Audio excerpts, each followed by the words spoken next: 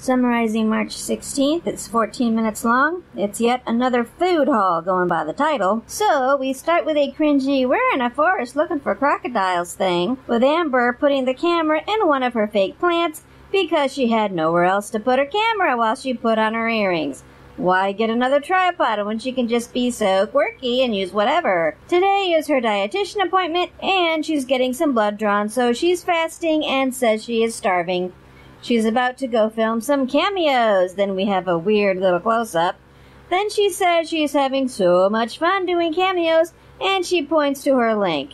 She says she usually responds in a couple of days, unless of course you ordered the 24 hours, in which case she responds within 24 hours. So I'm guessing the 24 hours option costs more? Next scene is actually a quote on screen that she reads out loud. It looks like it's from a book or a group called Nourish and Eat. Then she says she was debating showing this next section. She says this is her having a silent breakdown, looking for an excuse to quit her outpatient program. After the breakdown, she felt better, and she asks for kind words only. So did she stick with the outpatient program, or did she quit? Anyway, the next scene after that is we get her looking down at the camera, talking about the outpatient program, kinda. She met the dietitian, and there's yet more personal stuff that she refuses to share. So why does she keep mentioning this stuff? It's fun to watch her eyeline here. Anyway, she didn't think her dietitian was going to be structured. She thought things would be more like intuitive eating, and apparently that's actually what it was.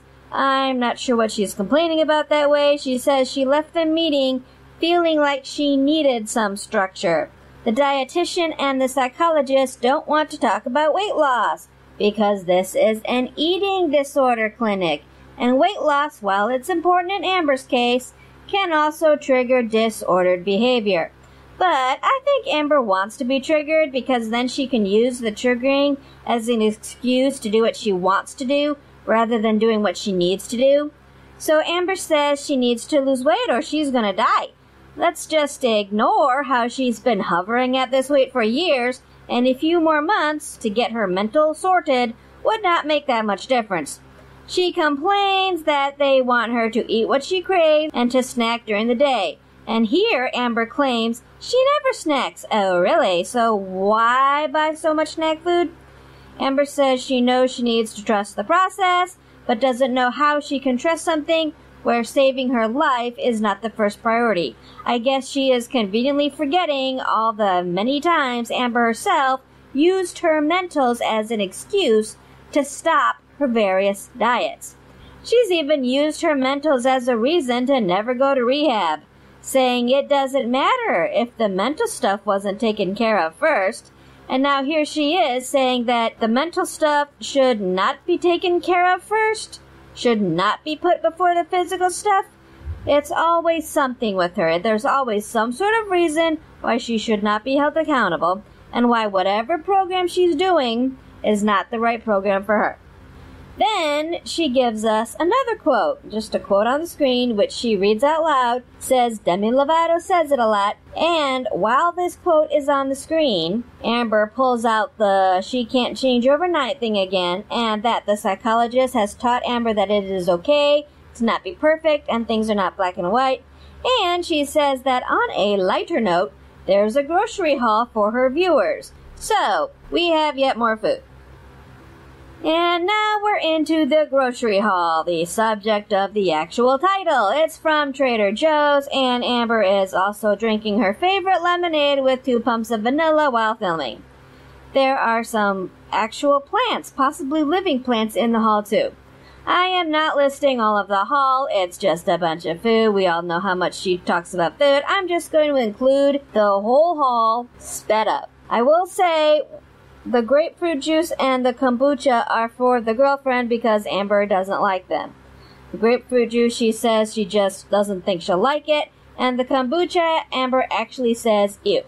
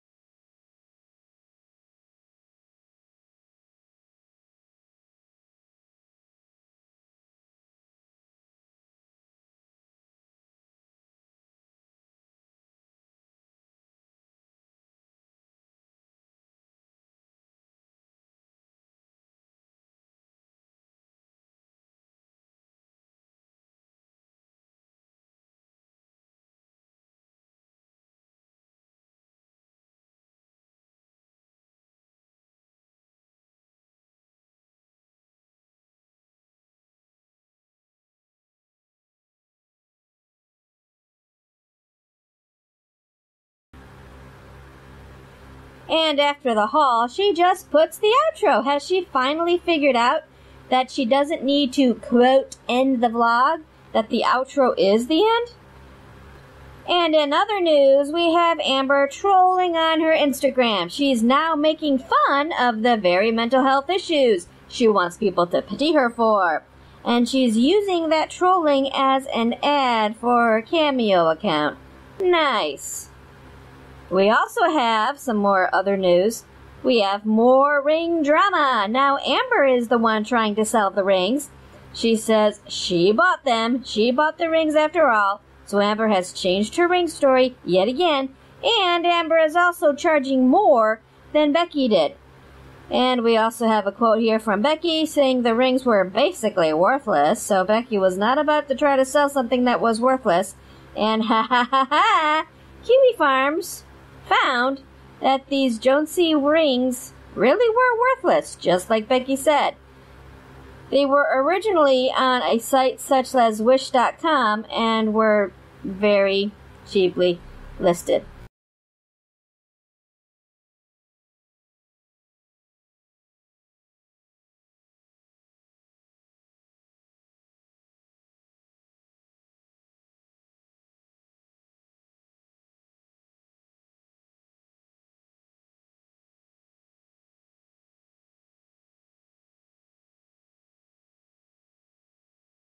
Summarizing March 18th. It's 9 minutes long, and oh look, she's eating on camera again. It's chicken pot stickers that she's so excited for, and a Diet Coke, caffeine-free, and a water. She adds her fave sriracha and soy sauce and eats on camera. So there's long moments of chewing noises, filling time, getting paid to indulge in her drug of choice on camera. Amber says the girlfriend is in the room, and Amber does a lot of watching herself. What talking she does do is saying that she is getting help for binging from an actual eating disorder program, and she is so blasted soft here that even with headphones my old ears can barely hear.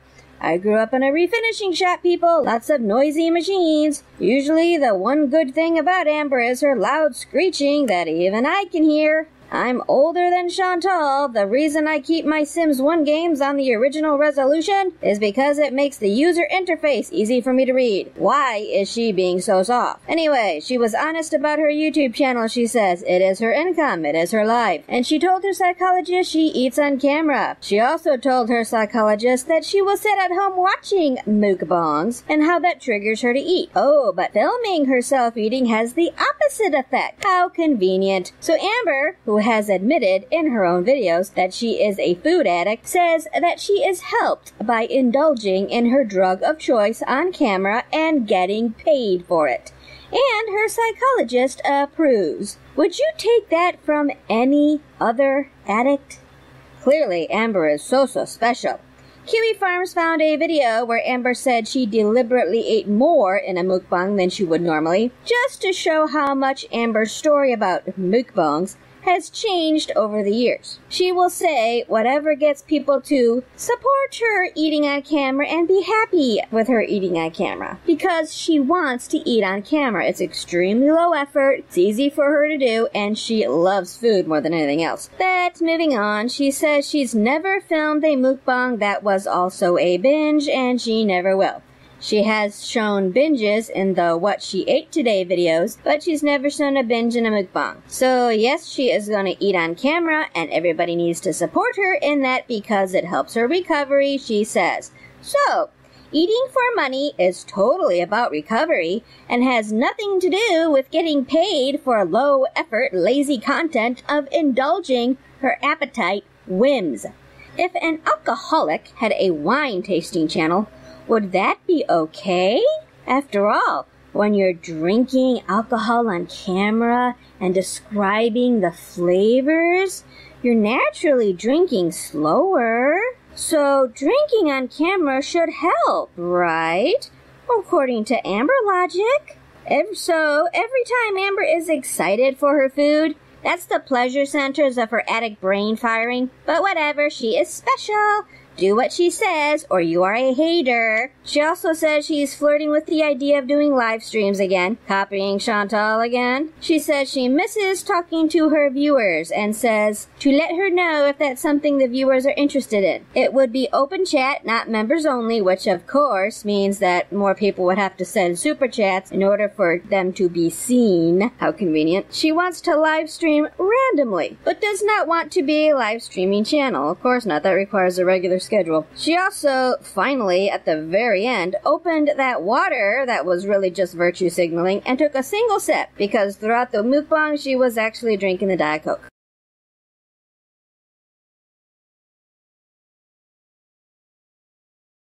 Summarizing March 21st, it's about 15 minutes long, and yeah, really, it's another mukbang. And a story time, just like Chantal. There is nothing original about Amber. Once again, she has the plate way up in the camera's face, makes the food look huge. Totally not a feeder thing, though, right? Anyway, she would rather have this stuff without the meat. She is really pushing the meat creeps her out thing, I guess. She does drink the water, though, here, and that click when she opens it shows it was a still sealed bottle. You think she recycles? So this is the video where FBI Frank first shows up, figuratively speaking. I'm sure it's totally coincidence that Frank is just the shorter form of Francis, which may or may not be part of the mystery girlfriend's name. Just like Amber saying call her Alex when someone asked for a nickname for the girlfriend had nothing to do with Alex Shook. Amber is totally capable of thinking up totally unique names. So once upon a time, there was a comment that Amber was really scared by. Someone was saying he knows where she lives, and he was going to take her out. And so were her fans. They were scared too. So someone called someone, and the FBI contacted Amber's ex's sister. Now, I'm assuming she means Becky's sister, but saying my ex's sister, exact phrase, it leaves Amber open to plausible deniability. I didn't say which ex's sister. This means that it's going to be a lot harder to check up on whether or not Amber's telling the truth. How convenient. Amber says that at first she panicked, wondering if she did something. Right. Even Kiwi Farms knows where she lives. I assure you the FBI has far more resources. No real FBI agent will leave word with anyone's ex's sister. They do not work that way. They know where you are, and if they really need to talk to you, they show up at your door. But moving on with Amber's version of the world, so even though she was so scared, she called this guy immediately that she's gonna name Frank, how original, and he told her she was not in trouble. He was there to protect her, because so many people reported that comment that Amber saw. The FBI is on her side, you guys. Better be nice to her, because Frank gave her his personal number. And now she knows exactly who left that scary comment and where they live. And she can call Frank anytime she feels scared. He complimented her on her following, he likes her channel, and he told her to call him anytime if she had felt threatened by a comment or a message. So this Frank guy could find the comment maker based on what, a username? But couldn't find Amber, whose face is on the internet, not only connected to her name, but also to lots of videos showing locations? Right. In other news, Amber is a texture person, and the texture of shrimp makes her feel sick after a few bites, even though it tastes amazing. And behind the scenes, she's trying to do some stuff, and she'll let you know if it falls through. Oh, but she doesn't know if the phrase falls through means success or failure. So if this thing that she's always wanted to do actually happens, her viewers will see it. And says to listen to your body cues, and it is more satisfying if you stop eating before you are full. But then she also says she likes to lie to herself, so who knows what she's really saying here. It's just empty words anyway, to act like she's not just eating on camera. She then puts the rest back in the box and points out how long her fork is. It's the cutest silverware she's ever seen. On the bright side, all of those people rushing to Amber's comment section to call her a liar about Frank and who knows what else are all playing right into Amber's hand. Amber needs comments on her channel. Comments are engagement, and that's what makes Amber's paycheck. So, well played, I guess. In other news, Amber apparently posted and then deleted a poll about selling her sticker collection. Kiwi Farms thinks her stickers are bulk stickers from Amazon that Amber would of course sell for way more than they are actually worth.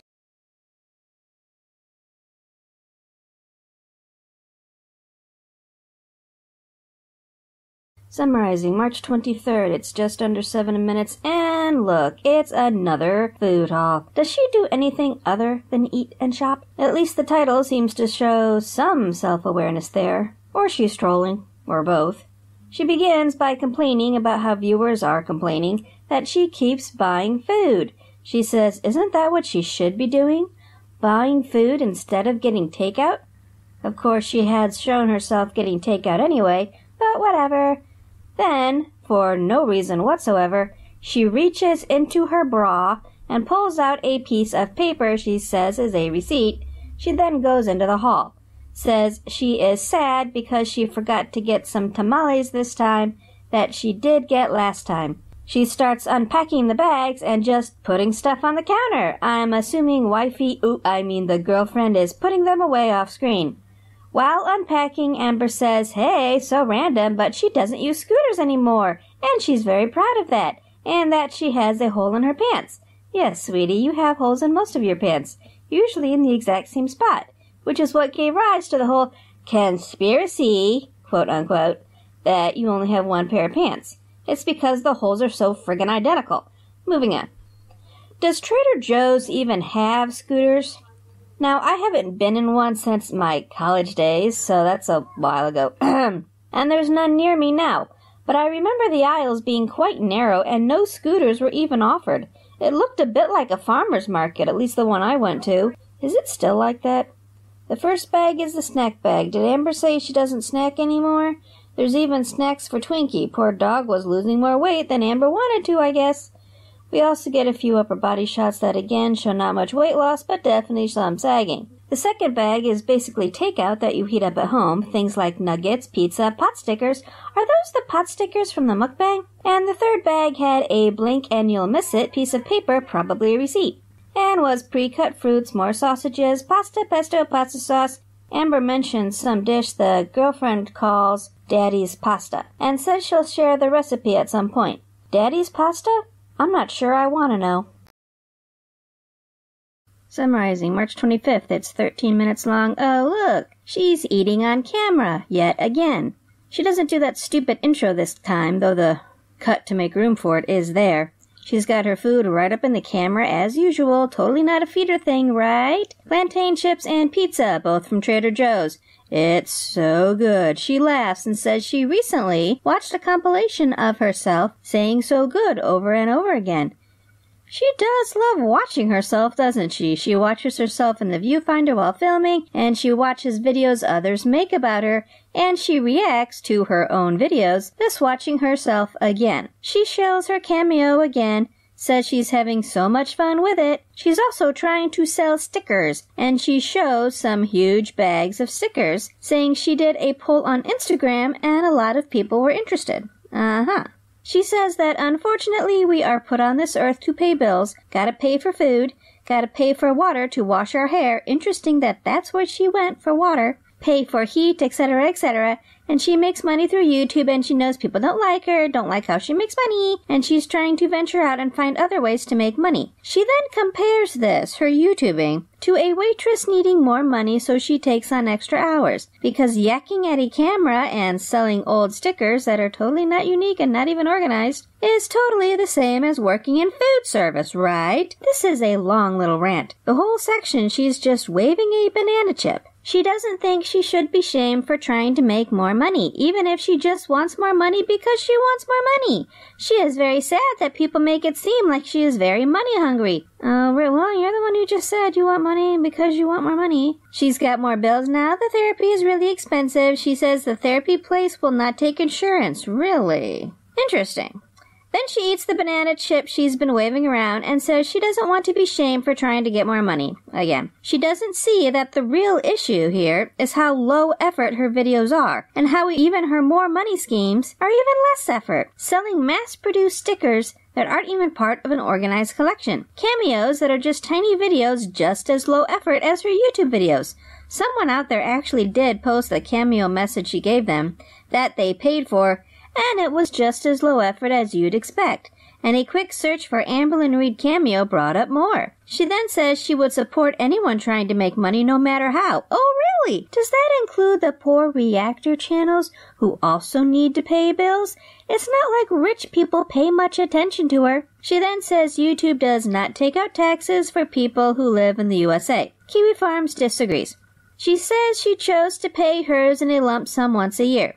She then says weight loss surgery is always a thing in her brain and she doesn't have the money for it right now, and she wants to pay for it herself, not ask for money from a GoFundMe or anything like that. She says she is saving for more things now. She's not planning on living in Kentucky forever. She wants to move out of state. She shows her cameo yet again, says it's such a fun app, and that she's going to buy a cameo for her girlfriend and for Eric and Ricky, and she doesn't think she should have to justify making money. She's on this again, and she will be selling more earrings, and there's no shame in her game, her words.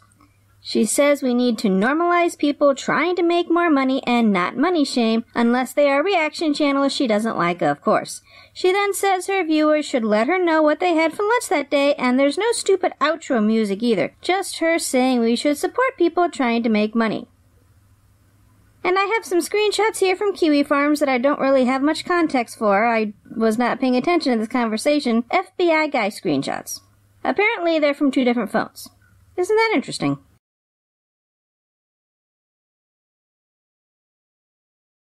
Summarizing March 27th. It's 11 minutes long, and it's yet another mukbang. Quick note, around this time is when Chantal got her channel reinstated, and apparently flew to Cuba. So Amber must be hurting for money, chaining mukbangs together like this. Chantal, who is smaller than Amber, let that sink in, since Chantal really lets it all hang out. Chantal is smaller than Amber, and Chantal is actually doing things. She got her channel back, and she actually followed through on her trip to Cuba. Way to go, Chantal, I guess. So Amber is eating on camera again. Another Diet Coke, and Amber again has the food propped up in the camera, and it actually slips, and she fixes it on camera, doesn't edit it out. Gotta fill time, I guess. The food keeps falling off the plate. She also complains about the lighting, of course, and then we are back to her defending her mukbangs. They help her recovery. She is in treatment, and she is doing what the pros are telling her to do. She hates trying to open up about outpatient, and her viewers are telling her the opposite of what her psychologist, etc. is telling her. She's following the pros, she says. She's supposed to eat what she wants, and her stomach is bigger, 'cause she's a bigger girl, so she gets hungrier easier. And faster. She wants people to just let her be herself, and if you don't like her content, then don't watch it. She's okay with that, she says. And moving forward, she is going to make the content that she wants to make. There was nothing wrong with her pot sticker mukbang, and she's done talking about this, and she's going to do what she wants because she has to. And she hopes she never has to bring this up again. Then there's a lot of silence and chewing, and if this is her eating slow, then wow, she must really hoover the stuff down off camera. And then we get the "it's not gonna happen overnight" line again, and then she says they want her to eat something within an hour after waking up. And that's so hard for her because that's when she showers and gets ready for the day. Then she shows us her snacks because they want her to snack, so much for the whole she never snacks thing that she keeps saying. Anyway, the snack is dry roasted peanuts, and she keeps them at her desk. They don't want her to count calories, but she's been thinking about calories for the last 15 years of her life, so it's hard for her to stop. In other news, someone bought her engagement rings. Kiwi Farms has screenshots. The guy thought the rings were a size 10. Another Kiwi farmer found a poem on Amber's Instagram, which may or may not be related to Destiny apparently having a new girlfriend.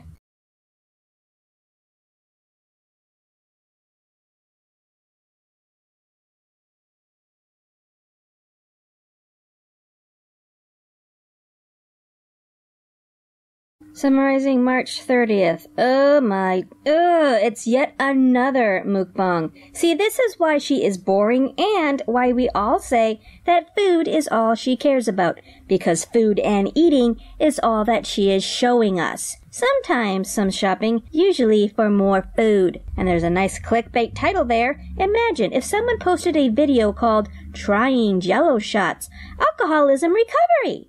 And she also clickbaits her weight again. Has she gained weight? If she did, would she really tell us? It's 11 minutes long again, and again, the plate is up in the camera, so it looks huge. She's so excited for her food. And Diet Coke again. Leftover lasagna is like leftover chili. It always tastes better on the second day. She talks about her food. It's so good, so good. And then lots of the usual Amber logic doublespeak about her weight and food. Her outpatient doesn't want her to count calories or try to lose weight, and she feels she needs to lose weight because of her size. But she's never tried getting outpatient treatment before, and she doesn't want to go into detail, but she does show the car part scale readout. She's at 502. She calls it maintaining. She admits this means she is still drastically overeating. Oh good, nice statement of the obvious there. And you can see the terror button clearly. It's why I never fully trust those weigh-ins on that scale. But she says that's where portion control, etc., comes in, and mixing that with her recovery is rough. She thinks in her next appointment she'll be extremely honest about weight loss. She says she needs to lose weight, needs to see the pounds drop off every week. And if they don't take weight loss seriously for her, she wonders what she will do. Let me guess, quit? She loves her psychologist so much. Tomorrow is her sixth appointment. And she shows her cameo again. It means the world to her. She's been loving it. It's so much fun. Then we're back to her weight. She says if she was actively gaining weight from her recovery, then she would call it quits. She mentions someone named Jordan Shrinks, how Jordan Shrinks was able to recover somewhat from binge eating while still losing weight. Amber is inspired by her. She explained how she did it, and Amber thinks that some people are just stronger than other people, and Amber thinks she might be the weaker one. She says that while we see her mukbangs, Amber says there is success happening that we have not seen. And the question becomes, why doesn't she show her success that she claims is happening? That's what people want to see. That's what her fans want to see. She ends up saying she wants to do content about her life, weight loss and recovery and makeup and fashion and haul. So in other words, nothing's going to change. We also have some Q&A from Amber's telonym account. Did I pronounce this right? Many thanks to Kiwi Farms for getting these, since I don't even know what this telonym thing is.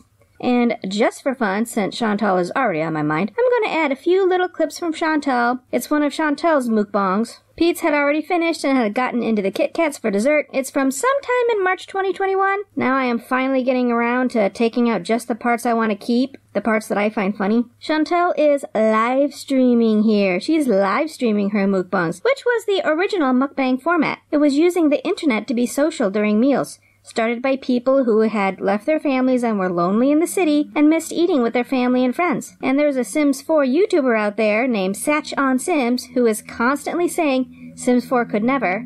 Well, I'm going to say amberlynn could never, because Chantal is being very Chantal here and freely talking about Pete's doing caregiver duties. amberlynn could never. Short people rule. My fupa feeling better? Not really. I have a feeling I'm gonna need wound. Are you gonna help me with my fupa tonight? Yeah. I've been doing wound care on her fupa.